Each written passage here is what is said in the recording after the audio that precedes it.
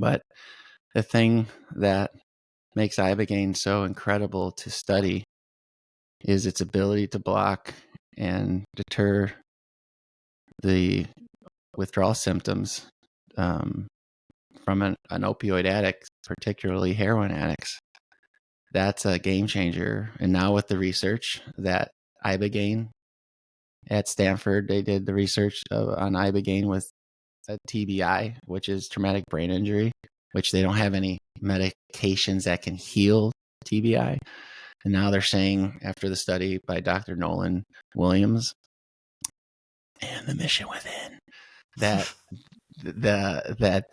we have promised evidence that supports neurological healing of the mind. And that's a big deal, because I have a lot of friends that are NFL players and NHL players and MMA wrestlers and fighters, and that they're looking at us going, wait a second. And I'm thinking, it's so much bigger than you think, because we haven't talked about the wear and tear of the nervous system like a computer program.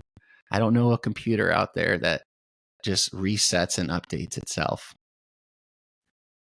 Even when we were younger, when I was younger, you're probably a hell of a lot younger than me, but when I was younger, I remember we had to defrag our computers, and this box would come up and the little autism symbol would go, and you watch your computer defrag. That's what Ibogaine does. And that's why we give it before the 5-MeO-DMT, because in the experience, there's a couple of things going on. There's all these metaphorical, spiritual kind of processes that happen. And then there's the neurological process. They're the same thing. One's digitized and one's analog. And in that state, we both see this one thing called, brainwaves. And in brainwaves, you got beta wave, which is everyday robotic, animalistic behavior. Oh, fear. Oh, God. Oh, what happens when they do this? Oh, I'll get fired. You're operating on a lot of cortisol, sympathetic drive, survival mode, creativity drops, all these things that becomes your reality. And that's a self-perpetual loop. And so, that's beta wave, that's spiky. And then there's alpha wave, which is like yoga, playing music, creative state, writing, being in nature. You start seeing alpha. And then if you get into theta wave, you see all this neuroplasticity happening. It's hard to get in the theta wave. It's a non-ordinary state of consciousness that most people can pass right over, because they're in a binary system. And it's like, I'm surviving and I'm sleeping, and there's no in between. And so we have to teach people how to go whoop and get in that space. Psychedelics does that, and all of them do that.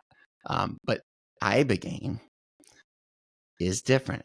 I believe Ibogaine is the tree of knowledge. It is the fruit that we talk about in the Bible. It has one particular difference that Ibogaine tends to have that other psychedelics don't, is your ability to see through your sleep mask in 8K at will. And it does.